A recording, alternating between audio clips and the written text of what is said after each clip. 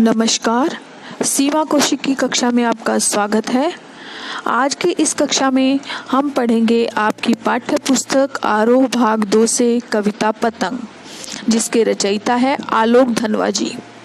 तो जो आलोक धनवा जी है, उनका जन्म हुआ था 1948 ईस्वी में बिहार राज्य के मुंगेर जिले में, और इनको बहुत से सम्मान से अलंकृत भी किया गया था। जैसे इनकी जो साहित्यिक सेवाएं हैं, उनके लिए इन्हें राहुल सम्मान से अलंकृत किया गया था। इसी प्रकार बिहार राज्य का राष्ट्रभाषा परिषद का जो साहित्य सम्मान है, वो भी इनको मिला है, और बनारसी प्रसाद भोजपुरी सम्मान भी इन्हें दिया गया है। तो ये जो समकालीन हिंदी साहित्य के प्रमुख कवि माने जाते हैं। इनकी जो रचनाएं हैं, वो हम कह सकते हैं कि कवि के रूप में तो इन्हें बहुत विशेष प्रसिद्धि मिली है, ख्याति मिली है। तो इनकी जो प्रमुख रचनाएं हैं, इनके काव्य में हैं भागी हुई लड़कियां, ब्रूनो की बेटियां, गोली दागो पोस्टर, ये सब, और जनता का आदमी, ये इनकी पहली कविता है जो 1972 यानी कि 1972 में प्रकाशित की गई थी। इसके अलावा इनका एक काव्य संग्रह है दुनिया रोज बनती है। ये इनका एक मात्र काव्य संग्रह है जो प्रकाशित हुआ था सन 1998 यानी 1998 में। आपकी जो ये पतंग कविता है, वो भी इन्हीं के इस काव्य संग्रह से ही ली गई है। और इनका जो साहित्य है, वो जो भागदौड़ की जिंदगी है, या जो बाल मन है, बालक मन होते हैं, जो उसके बारे में इन्होंने साहित्य में लिखा है अपना। तो जो हम इनकी कविता पतंग पढ़ेंगे, उसमें भी इसी प्रकार की जो बाल सुलभ चेष्टाएं हैं, क्रियाकलाप है, उनका ही वर्णन इसके अंदर मिलेगा। इसके अलावा इनके काव्य में समाज का यथार्थ चित्रण हमें देखने को मिलेगा, और राष्ट्रीय चेतना का जो भाव है कविताओं में झलकता है।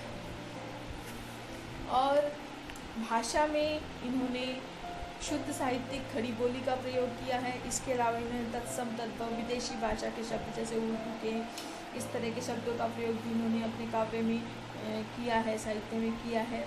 इसके अलावा इन्होंने अलंकारों का भी बहुत प्रयोग किया है, जैसे यमक अलंकार है, उपमा है, अनुप्रास है। ये 3 अलंकारों का प्रयोग तो बहुत किया है इन्होंने। इसके अलावा रूपक, मानवीकरण आदि अलंकारों का प्रयोग भी किया है। इसमें कविता में जब हम पढ़ेंगे तो हमें मानवीकरण अलंकार काफ़ी इसमें देखने को मिलेगा। उपमा अलंकार भी इन्होंने इस कविता में प्रयोग किया है।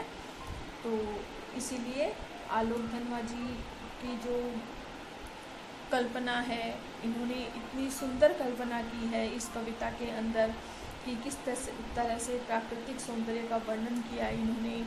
और बच्चे होते हैं, उनका मन कितना चंचल होता है, किस प्रकार से वो भागते दौड़ते रहते हैं, पतंग उड़ाते हैं। तो इसमें इस तरह की जो बाल सुलभ चेष्टाएं हैं, उसका वर्णन इन्होंने किया है।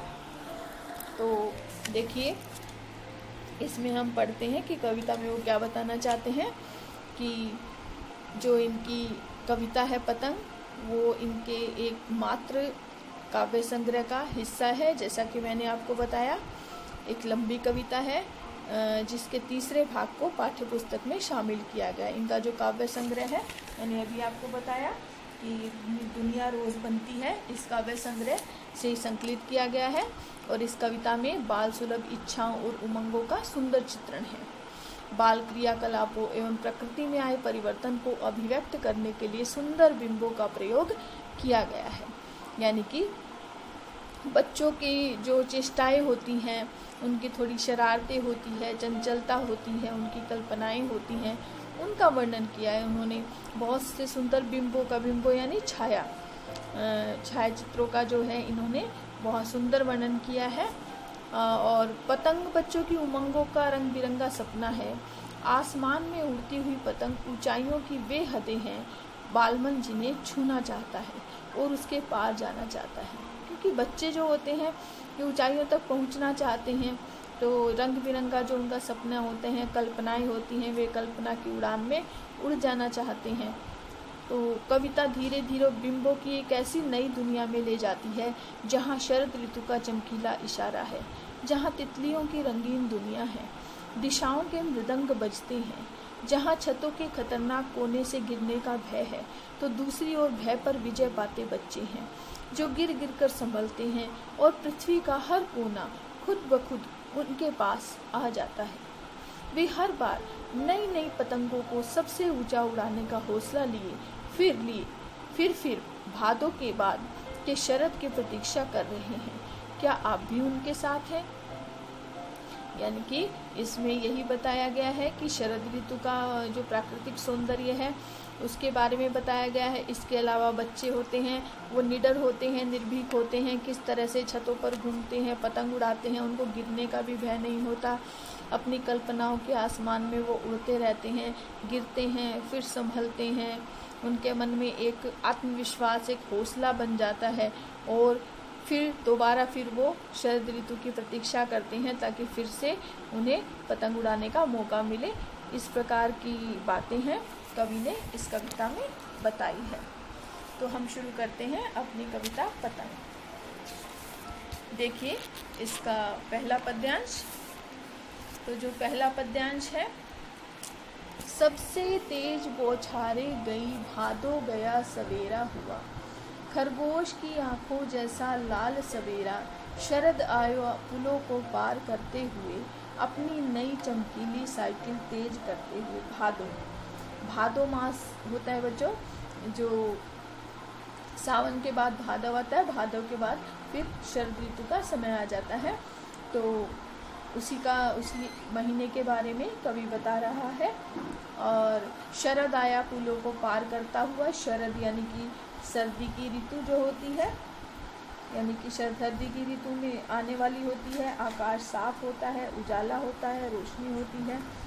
और पुलों को पार करता हुआ, पुलों को ये हम यहाँ ये भी कह सकते हैं कि जो एक शरद आता है तो फिर कई मौसमों को पार करता हुआ फिर अगला शरद आता है, यानी कि कई मौसमों को झेलता हुआ, मौसमों की बौछारों को झेलता हुआ शरद आता है। आगे है, घंटी बजाते हुए जोर जोर से, चमकीले इशारों से बुलाते हुए, पतंग उड़ाने वाले बच्चों के झुंड को चमकीले इशारों से बुलाते हुए, और आकाश को इतना मुलायम बनाते हुए कि पतंग ऊपर उड़ सके, दुनिया की सबसे हल्की और रंगीन चीज़ उड़ सके, दुनिया का सबसे पतला कागज़ उड़ सके, बांस की सबसे पतली कमानी उड़ सके। कमानी बच्चों आपने देखा होगा कि पतंग उड़ाते हैं तो पतंग एक तो पतला कागज़ होता है उससे बनी होती है, लेकिन वो पतला कागज़ किसके सहारे टिका होता है? कमानी के सहारे, यानी कि उसमें पतले पतले जो बांस के ऐसे तिनके होते हैं जिनको हम मोड़ा भी जा सकता है, उसी सांचे के ऊपर बांस की जो लकड़ी होती है पतली पतली, उस कमानी के सहारे ही वो टिका होता है। यानी कि वो एक सहारा होती है पतंग को बनाने के लिए, एक जिसको हम बोलते हैं उसका बेस होता है, उसी पर पतंग टिकी होती है, क्योंकि नहीं तो उसमें पतंग में एक पतला ही कागज़ होता है, तो उसको हम बोलते हैं कमानी। कि शुरू हो सके सीटियों, किलकारियों और तितलियों की इतनी नाजुक दुनिया। नाजुक यहाँ पर आप देखेंगे नाजुक है, ये मैंने आपको बताया था कि विदेशी शब्दों का प्रयोग भी किया इन्होंने अपनी कविता में। तो नाजुक यहाँ पर उर्दू का शब्द है, आप देख सकते हैं। तो इस कविता का पहले इस पद्यांश का सार समझ लीजिए कि इसमें क्या कहना चाहते हैं कवि। कि जो भादों का आपको पता ही है कि सावन का महीना होता है, उसके बाद भादव आता है, उसके बाद धीरे धीरे जो होता है आकाश साफ होना शुरू हो जाता है, सूरज चमकने लगता है, साफ़ सुथरा और सुहावना मौसम हो जाता है। तो इसमें ये बताना चाहता है कवि कि जो शरद ऋतु का समय आने वाला है, तो शरद ऋतु भादों का महीना बीत चुका है, शरद ऋतु आती है और खरगोश की जो लाल सवेरा होता है, सुबह सुबह का समय होता है, जब सूरज सर पर चढ़ जाता है, धीरे धीरे ऊपर आकाश में दिखाई देता है, तो ऐसे लगता है सूरज जैसे खरगोश की लाल आंखें हो, और अपनी चमकीली साइकिल को तेज करते हुए और घंटी बजाते हुए आ जाता है। यानी कि ऐसा लगता है कि वो तेज गति से आ रहा हो, और वो देखता है कि जो ऐसे मौसम में है बच्चे पतंग उड़ाने के लिए तैयार हो जाता है, बच्चों का झुंड। ऐसा लगता है कि शरद ऋतु उनको बुला रहा है। शरद ऋतु को भी एक बच्चे के रूप में ही चित्रित किया है कवि ने। तो शरद ऋतु उनको बुला रहा है पतंग उड़ाने के लिए, कि पतंग उड़ाने का जो मौसम है वो हो गया है, क्योंकि आकाश स्वच्छ है, साफ है, सुहावना मौसम है। तो वो कहते हैं कि आकाश को वो मुलायम बनाते हुए कि पतंग ऊपर उठ सके, कि वो पतंग को ऊपर उठाते हैं, क्योंकि उड़ाते हैं तो वो कमानी के सहारे उड़ती है। सबसे हल्का रंगीन रंग बिरंगी पतंगे होती हैं, वो आकाश में उड़ती है और बच्चे खुश होते हैं, अपनी सीटियाँ किलकारियाँ मारते हैं। उनकी जो एक कल्पना की दुनिया होती है, रंग बिरंगी दुनिया तितलियों के जैसे होती है, और वो अपनी कल्पना की दुनिया में खो जाती है। तो देखिए, इसमें आप कर सकते हैं कि इसमें शरद ऋतु के बारे में बताया गया है, जो प्राकृतिक सौंदर्य है, जो प्रकृति के अंदर परिवर्तन होते हैं उसके बारे में बताया गया है, और जो बाल मन की सुलभ चेष्टाओं का मनोहारी चित्रण किया गया है।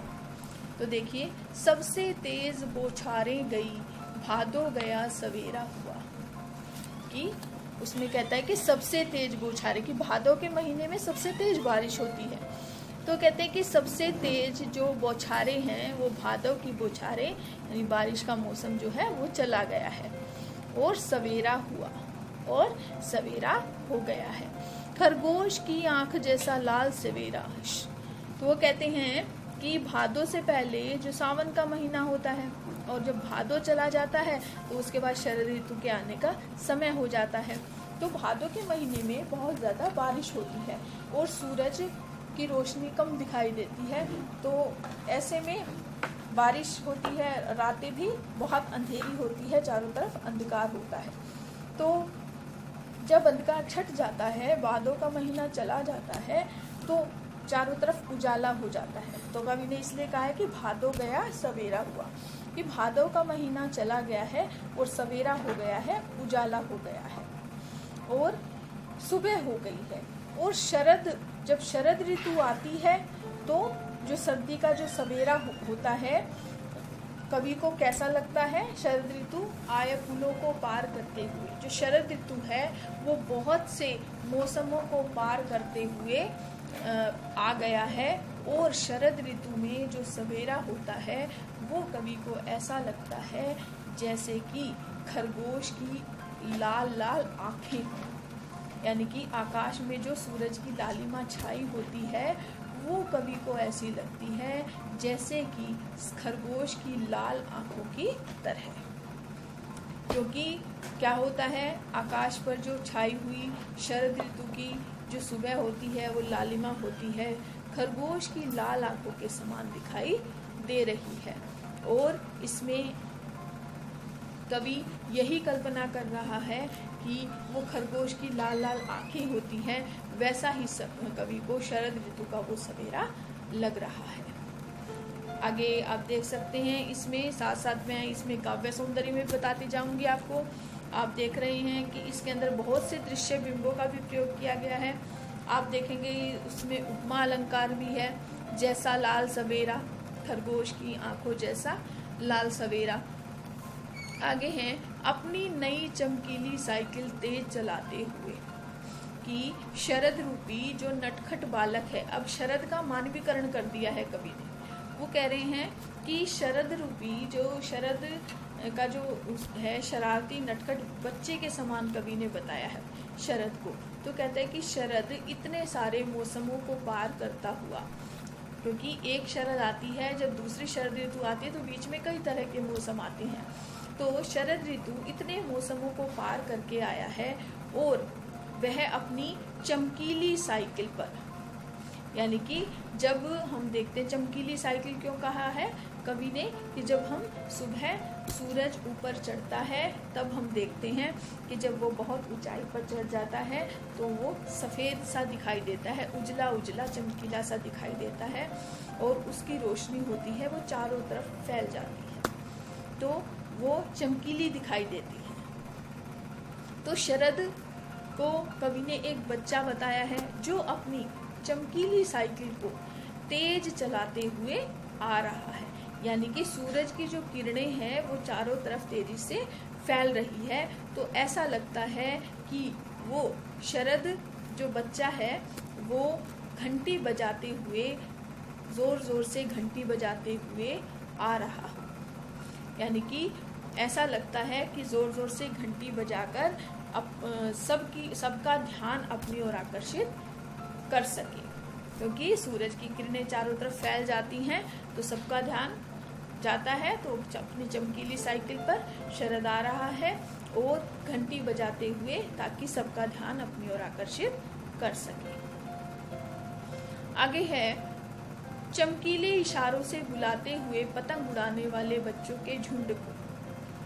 यानी कि आप देखते हो कि रोशनी में ऐसा लगता है कि जब चारों तरफ सूरज की रोशनी फैली हुई है तो वो शरद है, इस रोशनी में शरद ऐसा लगता है कि वो इशारा देकर, यानी कि संकेत देकर वह बालक पतंग उड़ाने वाले, वो बालक कौन है? शरद, कि वह बालक पतंग उड़ाने वाले बच्चों के झुंड को इशारा करके बुला रहा हो। यानी कि जो पतंग उड़ाने वाले बच्चे हैं उनका झुंड है, क्योंकि ऐसा मौसम है, उस समय पतंग उड़ाने का अच्छा मौसम है।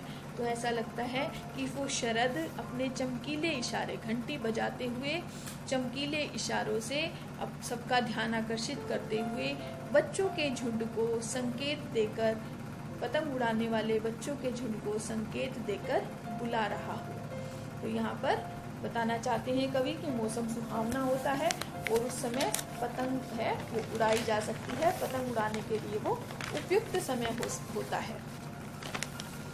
और कवि कहता है कि उसने जो बच्चों को है ऐसे समय में वो बुलाता है और जिससे कि पतंग को आसानी से उड़ाया जा सकता है ऐसे मौसम में। आगे है, आकाश को इतना मुलायम बनाते हुए कि पतंग ऊपर उड़ सके। कि इसमें क्या होता है कि जो सर्दी का मौसम होता है, शरद का मौसम होता है, उसमें पूरा आकाश हमें साफ दिखाई देता है और सुहावना मौसम होता है और हल्की हल्की जो सर्दी है वो उसकी शुरुआत होती है। तो उस समय आकाश मुलायम सा लगता है और ऐसे आकाश में जब मौसम खुला खुला होता है तो ऐसे आकाश में पतंग बहुत ऊंची उड़ाई जा सकती है। तो कहते हैं, इसलिए वो कहते हैं आकाश को इतना मुलायम बनाते हुए कि पतंग ऊपर उड़ सके। कि आकाश को बालक जो शरद है, शरद जो बालक कवि कह रहा है, उसने आकाश को मुलायम बना दिया है। मुलायम कैसे बना दिया? क्योंकि उस समय मौसम सुहावना हो गया है तो पतंग उड़ाने के लिए उपयुक्त है। और उसने मुलायम बना दिया है ताकि दुनिया की सबसे हल्की और रंगीन चीज़ उड़ सके, दुनिया का सबसे पतला कागज़ उड़ सके, बांस की सबसे पतली कमानी उड़ सके। तो कहता है कि सबसे रंगीन चीज़ उड़ने के लिए, और जिसका जितना मतलब हल्का कागज़ होता है और जितनी पतली कमानी होती है, जितनी हल्की पतंग होती है, उतनी ही ऊंची आकाश में वो उड़ सकती है।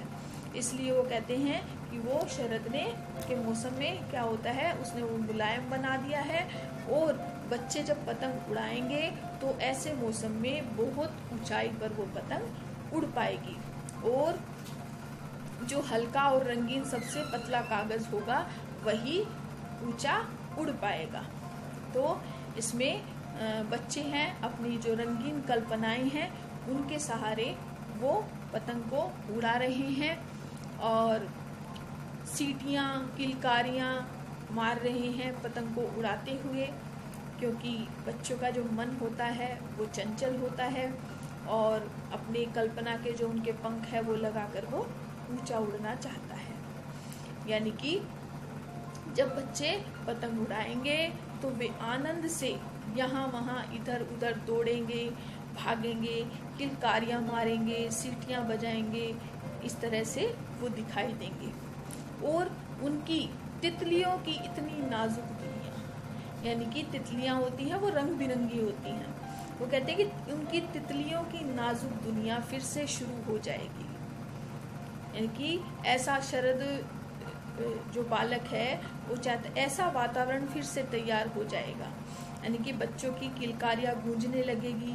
तितलियां हैं वो तितलियां यहाँ पर पतंगों का प्रतीक भी है कि तितलियां जो रंग बिरंगी पतंगे हैं, तितलियों की भांति इनकी दुनिया दिखाई देगी, रंग बिरंगी दुनिया हो जाएगी बच्चों की। यहाँ पर मैं बताना चाहूँगी कि तितलियाँ यहाँ पर दो अर्थ दे रही हैं। एक अर्थ तो हम कर सकते हैं इसका, पतंग तितलियों की भांति इनकी दुनिया दिखाई देती हैं, और इसमें हम ये भी कर सकते हैं विशेष अर्थ में कि बच्चे जो तितलियों की भांति चंचल हैं। तो क्योंकि बच्चे चंचल होते हैं तो उनकी जो रंग बिरंगी कल्पना की दुनिया है वो उसकी उड़ान है, उसमें उड़ते रहते हैं। तो ये आपको अच्छी प्रकार से समझ आ गया होगा कि आखिरी लाइन फिर से देख लीजिए कि तितलियों की इनकी इतनी नाजुक दुनिया कि उनकी जो तितलियां जो है रंग बिरंगी पतंगे हैं, और वो तितलियों की भांति इनकी दुनिया दिखाई देती है। यानी कि पतंग है उसको तितली, क्योंकि रंग बिरंगी पतंगे हैं तो उनको तितलियों के समान बता दिया है कवि ने। तो इसके अलावा तितलियां जो है बच्चों की तरह जैसे तितलियां चंचल होती हैं, इधर उधर घूमती रहती हैं, उड़ती रहती हैं, तो तितलियां का यहाँ दूसरा अर्थ हम बच्चों को भी ले सकते हैं, क्योंकि बच्चे भी चंचल होते हैं, इधर उधर दौड़ते, किलकारियाँ मारते, सीटियाँ मारते घूमते रहते हैं। तो आपको ये अच्छी प्रकार से समझ आ गया होगा। इसमें हम विशेष में कर सकते हैं, यानी कि शिल्प सौंदर्य में किया जा सकता है। सबसे पहले तो हम कर सकते हैं कि ये तत्सम तद्भव है, विदेशी भाषा के शब्दों का प्रयोग है, जैसा कि मैंने आपको कवि परिचय में बताया ही था। प्राकृतिक सौंदर्य का बहुत ही सुंदर चित्रण किया गया है, बाल सुलभ इच्छाओं का वर्णन किया गया है, और यहाँ पर मैंने आपको बताया था शरद ऋतु का बालक के रूप में बताया गया है। तो यहाँ पर शरद ऋतु का मानवीकरण भी होता है। यहाँ पर अनुप्रास अलंकार, उपमा अलंकार कि जैसा लाल सवेरा आ गया तो उपमा अलंकार भी है, पुनरुक्ति प्रकाश अलंकार भी है, जैसे जोर जोर से यहाँ पर आया है। और इसके अलावा मानवीकरण अनुप्रास है, ये अलंकारों का प्रयोग किया है कवि ने। इसके अलावा खड़ी बोली, शुद्ध साहित्यिक खड़ी बोली का प्रयोग किया गया है, और मुक्तक छंद है। ये सब आप शिल्प सौंदर्य में लिख सकते हैं। और बिंबों का प्रयोग है कि आप देखेंगे कि बहुत से बिंबों का प्रयोग है, यहाँ दृश्य बिंबों का ज़्यादा हुआ है, जैसे सबसे तेज बौछारे गई भादो गया, यहाँ पर दृश्य बिंब है। खरगोश की आंखों जैसा लाल सवेरा, शरद आया पुलों को पार करते हुए, अपनी नई चमकीली साइकिल तेज चलाते हुए, चमकीले इशारों से बुलाते हुए, पतंग उड़ाने वाले बच्चों के झुंड को, आकाश को मुलायम बनाते हुए। तो ये सब बिंबों का प्रयोग कवि ने किया है। इसके अलावा यहाँ पर भी है बांस की सबसे पतली कमानी, ये सब कवि ने बिंबों का प्रयोग इस पद्यांश में किया है। तो आपको ये अच्छी प्रकार से समझ आ गया होगा। आगे है, जन्म से ही वे अपने साथ लाते हैं कपास, पृथ्वी घूमती हुई आती है अपने बेचैन पैरों के उनके बेचैन पैरों के पास। जब वे दौड़ते हैं बेसुध छतों को भी नरम बनाते हुए, दिशाओं को मृदंग की तरह बजाते हुए, जब वे पेंग भरते हुए चले आते हैं डाल की तरह लचीले वेग से अक्सर। तो देखिए, इसमें पहले शब्दार्थ देख लीजिए। कपास, कपास जो रुई का पौधा होता है, कपास, क्योंकि कपास कोमल होती है तो बच्चे भी कोमल होते हैं, तो इसमें कोमलता का भाव कपास का अर्थ, अत्यंत कोमल। बेसुध यानी सुध बुध खो जाना, वो अपनी सुध बुध खो देते हैं, यानी बेफिक्री के साथ, बेध्यानी के साथ। नरम, कोमल। मृदंग, मृदंग एक ढोलक की तरह ही एक देखने में होता है, वाद्य यंत्र होता है जिस पर थाप पड़ती है तो ध्वनि सुनाई देती है, तो मृदंग एक वाद्य यंत्र है। पेंग भरना, पेंग भरना यानी कि झूला झूलते हैं तो पेंग भरते हुए जब थोड़ा सा अपने शरीर को आगे की तरफ धकेलते हुए जोर लगाकर झूलते हैं, तो उसको आगे जाने, इधर उधर जाने के लिए, तो उसको कहते हैं पेंग भरना। झूला जब झूला जाता है तो आगे बढ़ने के लिए अपने शरीर को आगे धकेलकर जो इधर उधर जाने की जो क्रिया की जाती है उसे पेंग भरना कहते हैं। डाल, शाखा या टहनी, अक्सर, प्राय ऑफन जिसको हम इंग्लिश में कहते हैं। तो ये शब्दों के अर्थ आप नोट कर लीजिए। तो इस पूरे पद्यांश के अंदर क्या बताना चाहता है कवि कि जो बच्चे होते हैं वो बहुत कोमल होते हैं और उनकी जो इच्छाएं हैं, उनकी जो क्रीड़ाएं हैं, उनका वर्णन कवि ने किया है। तो देखिए क्या कहता है कवि, जन्म से ही वे अपने साथ लाते हैं कपास। कि इसमें अगर हम पिछले पद्यांश को इसके साथ जोड़ने की कोशिश करें तो कवि जब बच्चों को भागते दौड़ते हुए देखता है तो कवि को ऐसा लगता है कि वे जन्म से ही अपने साथ पैरों में कपास बांधकर लाए हैं। यानी कि बच्चों के पैरों में, तलवों में कपास बंधी हुई है और जो इनको कठोर सतह का आभास नहीं होता। यानी कि ये चलते रहते हैं, दौड़ते रहते हैं, लेकिन ये नहीं देखते कि इनके पैरों के नीचे कोई कठोर सतह है, इनको कुछ तकलीफ भी हो सकती है। वो अपनी धुन में चले जाते हैं। तो कहते हैं कि ऐसा लगता है कि वो जन्म से ही अपने पाँव के तलवे में रुई बांध कर आए हैं। यानी कि कवि इनका भागना दौड़ना देखकर ये कहता है कि इनके पाँव के तलवों में तो कपास बंधी हुई है, यानी कि इनको कठोर भूमि का आभास नहीं होता, कठोर सतह का आभास नहीं होता और ये बेसुध होकर भागते दौड़ते रहते हैं। और बच्चे एक जगह पर नहीं टिकते हैं। आपको पता है कि बच्चे चंचल होते हैं तो एक जगह नहीं टिकते, तो वो दौड़ लगाते रहते हैं और कवि को उनका दौड़ लगाना देखकर ऐसा लगता है कि उनकी पैरों में रुई बंधी हुई है। और रुई कैसी होती है? बहुत नरम, मुलायम, सॉफ्ट होती है। तो इसीलिए कवि ने कहा है कि उनको वो पथरीली भूमि है, वो इतने बेसुध होकर दौड़ते हैं कि उनको ये लगता है कि उनके जो पैरों में उनको किसी भी तकलीफ का आभास नहीं होता।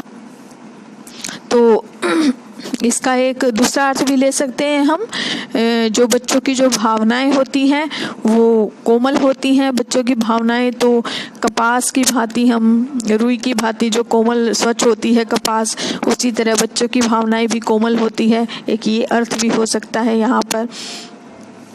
तो पाँव के तलवे से रुई का बंधा होना, इसका सही अर्थ है कि बच्चों के पैरों के तलवे में जो रुई बंधी हुई है, क्योंकि आगे भी कवि इसी तरह बच्चों की चंचलता, दौड़ने भागने की बात कर रहा है।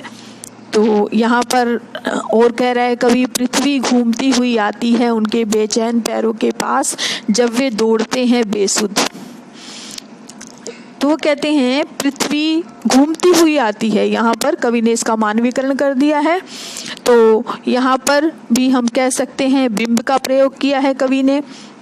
वो कहते हैं कि एक जगह वो रुकते नहीं हैं बेचैन पैरों के पास, कि बेचैन रहते हैं उनके पैर, यानी कि इधर उधर दौड़ते रहते हैं, यहाँ भागना वहाँ भागना, इस तरह से करते रहते हैं। तो कवि कहते हैं कि उनके बेचैन पैरों के पास पृथ्वी घूमती हुई सी आती है। इस पंक्ति के द्वारा कवि ये कहना चाहता है कि जो बच्चे होते हैं वो चंचल होते हैं, एक स्थान पर टिकते नहीं हैं। जैसे उनका जो मन होता है वो बेचैन होता है, इधर उधर भागता रहता है और वो एक जगह नहीं रहते, भागते रहते हैं। तो कवि को ऐसा लग रहा है कि जैसे कि पृथ्वी भी घूमती हुई उनके आसपास रहती है। और जब वे दौड़ते हैं बेसुध, और वे पतंग के पीछे बेसुध होकर दौड़ते रहते हैं। बेसुध यानी बेध्यानी में, उनको किसी भी चीज़ का ध्यान नहीं रहता, उनको अपनी सुध नहीं रहती कि आसपास क्या है। छतों को भी नरम बनाते हुए, यानी कि वो ये नहीं देखते कि उनके पैर के नीचे पथरीली भूमि है क्या है, वो ये चीज़ें नहीं देखते, वे केवल दौड़ते रहते हैं। उनको ये नहीं पता होता कि उनके पैरों के नीचे क्या आया है, यानी कि केवल वो पतंग में ही अपना ध्यान रखते हैं। उनका लक्ष्य केवल पतंग की ओर होता है, उनकी जो दृष्टि है वो उसी पर टिकी हुई होती है। तो वो जब भी दौड़ते हैं तो वो क्या करते हैं, तेजी से दौड़ते रहते हैं और छतों को भी नरम बनाते हुए, और जो छतें हैं वो उनको नरम बनाते हुए दौड़ते हैं। यहाँ पर छतों को नरम बनाने का अर्थ है कोमल बनाना, कि जब हम देखते हैं कि जो बच्चे भाग रहे हैं तो उनके पाँव के नीचे जो छत की कठोरता है वो उन्हें महसूस नहीं हो रही है, यानी कठोर छत उनको महसूस नहीं हो रही है। वो ऐसा लगता है कि उन्होंने छत को ही मतलब नरम बना दिया है। छत भी उनको कोमल मालूम होती है क्योंकि उनका सारा ध्यान कहाँ है, पतंग की ओर।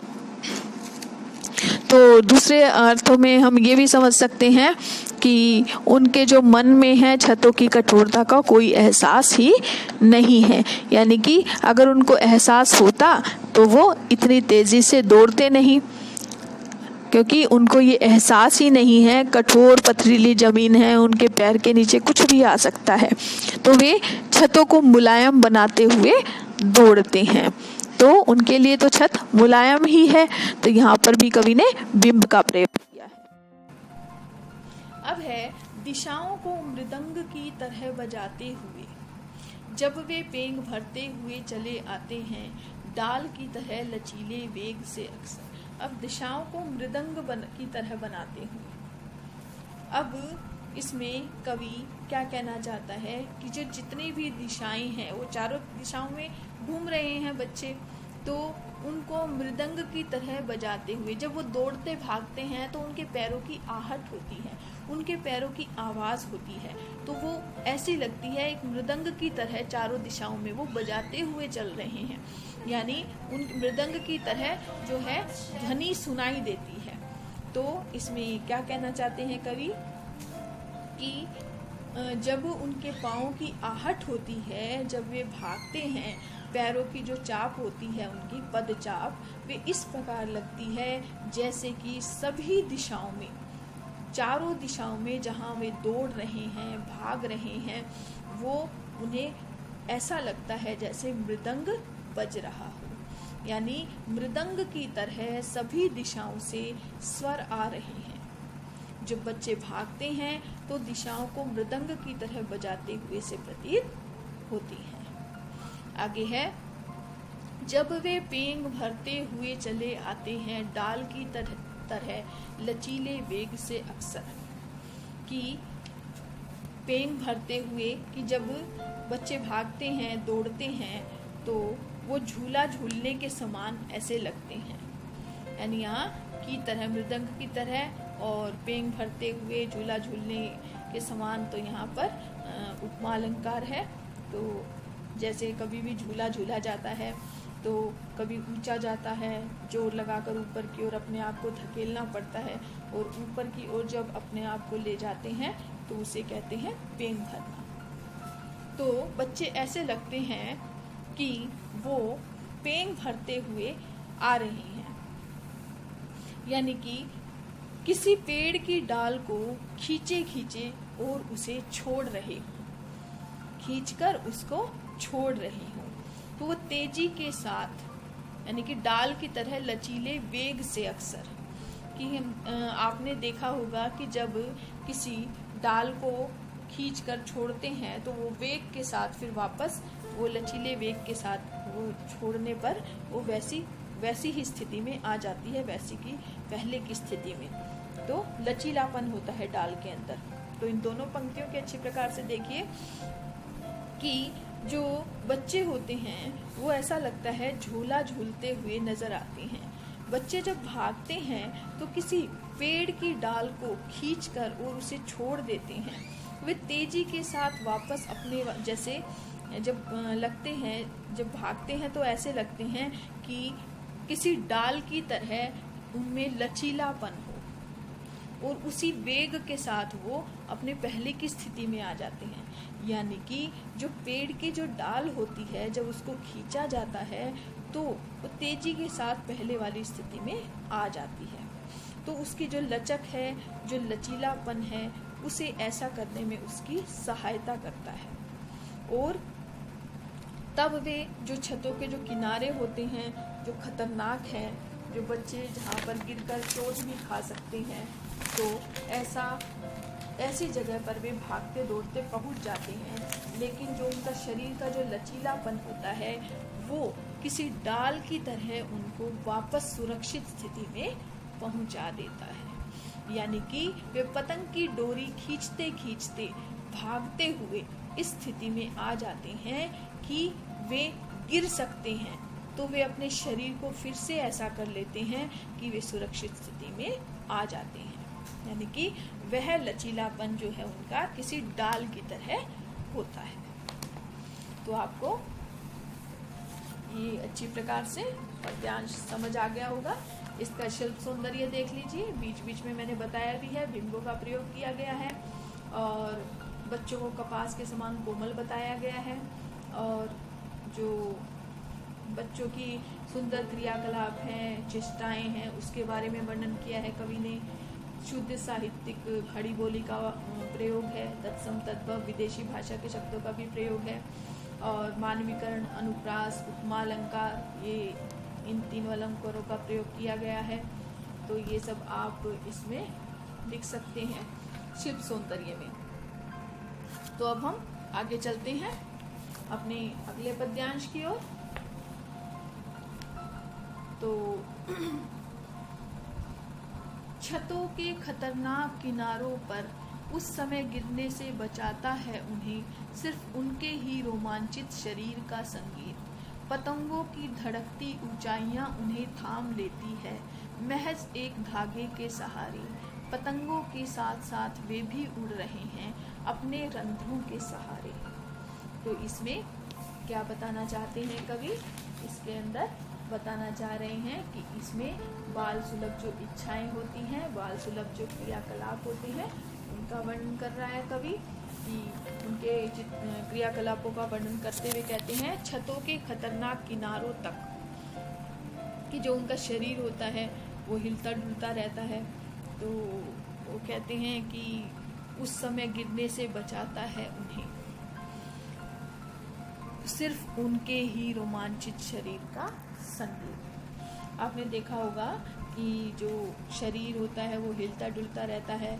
जब आप कभी खुश होते हैं, कोई काम करते हैं, यानी कि आपको किसी भी काम को करने का जो रोमांच होता है आपके अंदर, तो रोमांच होता है, खुशी देता है आपको।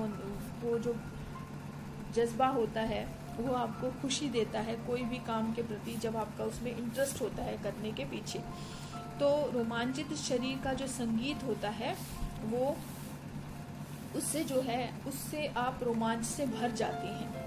जब भी कोई काम करने की आपकी मन होता है, बहुत ज़्यादा इच्छा होती है, तो आप उसको खुश होकर करते हैं और आपका शरीर रोमांच से भर जाता है। तो कवि भी इस तरह कहता है कि जो ये बच्चे होते हैं उनकी जो रोमांचित शरीर है, उनके मन के अंदर जो खुशी है उन्हें जो मिलती है वो पतंग उड़ाने के समय मिलती है। तो उनका शरीर रोमांचित रहता है पतंग उड़ाने के समय। तो उनके शरीर का जो संगीत है, उनके शरीर की जो लय है, वो पतंग उड़ाने के साथ साथ उन्हें बचाती भी है, यानी कि उन्हें गिरने से बचाती है। यानी जब वो खतरनाक किनारों पर खड़े होकर पतंग उड़ाते हैं तो उनका जो रोमांचित शरीर का संगीत है वही उन्हें गिरने से बचाता है। और पतंगों की धड़कती ऊंचाइयां उन्हें थाम लेती है महज एक धागे के सहारे। पतंगों के साथ साथ वे भी उड़ रहे हैं अपने रंध्रों के सहारे। यानी कि जो पतंग होती है एक धागे के सहारे उड़ती हुई ऊंचाइयों पर उड़ रही है। और जब इतनी ऊंचाई पर जब पतंग उड़ती है तो वो धड़कन को बढ़ा देती है, धड़कन बढ़ाने वाली है। तो जो धड़कन बढ़ा देने वाली जो ऊंचाइयों पर उड़ती हुई पतंग है वो केवल एक पतले से धागे के सहारे उस पतंग को थामे रखती है और बच्चों को ऐसा लगता है कि वो बच्चों को भी उस धागे के सहारे ही थामे हुए है। तो जब ऐसा कुछ होता दिखाई देता है तो बच्चे अचानक उन खतरनाक कोने पर पहुंच गए हैं और वे गिरते गिरते अपने आप को बचाते हैं, यानी कि वो गिरते हुए भी अपने आप को बचा लेती हैं। तो कवि ने कई चीजें ऐसी बताई हैं कि किस तरह से वो बच जाते हैं। एक तो अपने रोमांचित शरीर के संगीत से भी गिरने से बच जाते हैं, या कई बार ऐसा लगता है कि वो पतंग के धागे के सहारे बच रहे हैं। तो इस तरह से कवि ने बताया है। तो तब ऐसा लगता है कि वो भी पतंगों के साथ उड़ रहे हैं, कि जिस समय वो पतंग उड़ा रहे हैं तो ऐसा लगता है वो भी पतंग के सहारे उड़ रहे हैं, उसके साथ उड़ रहे हैं अपने रंध्रों के सहारे। यानी रंध्र यानी रोए या छिद्र जिसको है। तो यहाँ पर कवि ये कहना चाहते हैं कि जैसे पतंगे उड़ रही हैं ऐसे ही ये बच्चे भी अपनी कल्पना के सहारे ऊंचे आकाश में उड़ रहे हैं। तो आपको ये समझ आ गया होगा अच्छी प्रकार से।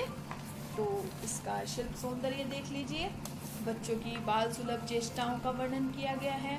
वही तत्सम तद्भव शब्दावली है, विदेशी शब्दावली है, शुद्ध साहित्यिक खड़ी बोली, अनुप्रास, पुनरुक्ति, प्रकाश अलंकार है, भावपूर्ण शैली है।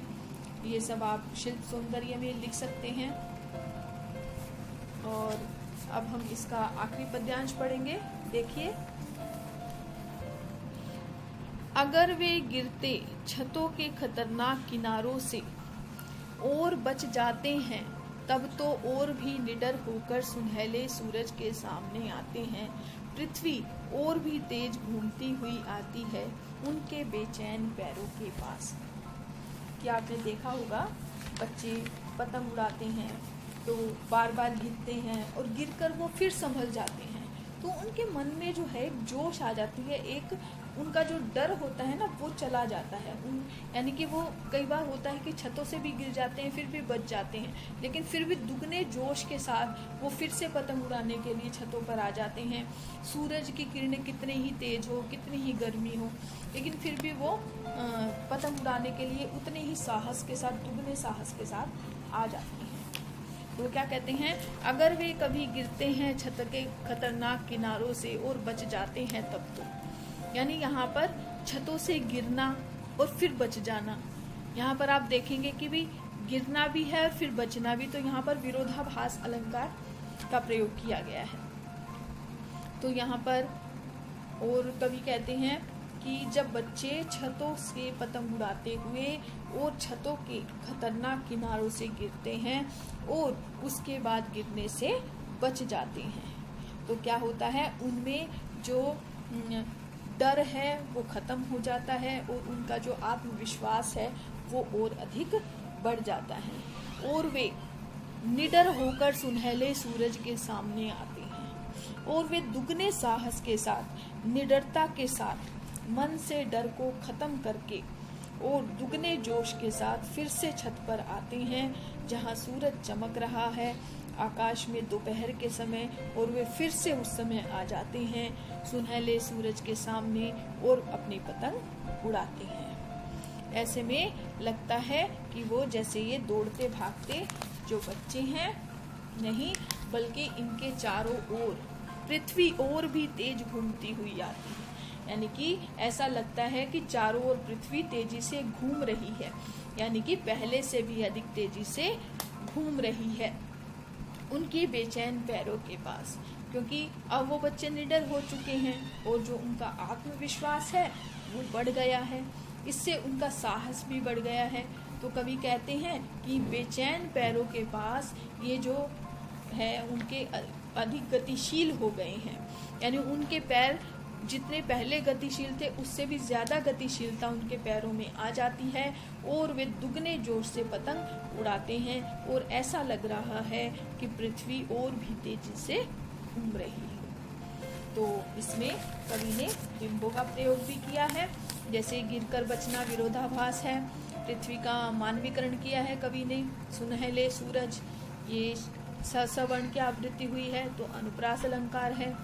बेचैन पैरों की पास, ये सब बिंब का प्रयोग है। खड़ी बोली साहित्यिक खड़ी बोली है और हिंदी शब्दों के साथ प्रचलित उर्दू भाषा के शब्दों का भी प्रयोग किया गया है। तत्सम तद्भव शब्दावली है, तो ये सब आप इसमें लिख सकते हैं। और बच्चों की जो साहस है, बच्चों की निडरता है, उसका वर्णन किया गया है। मुक्तक छंद, ये मुक्तक छंद तो सभी पद्यांश में शिल्प सौंदर्य में आएगा। तो आपको ये पोयम अच्छी प्रकार से समझ आ गई होगी। इस वीडियो को बार बार सुनिए ताकि आपको और भी अच्छी प्रकार से इसकी व्याख्या कर सकें आप, और इसको आप अपनी नोटबुक में भी नोट कर लीजिएगा।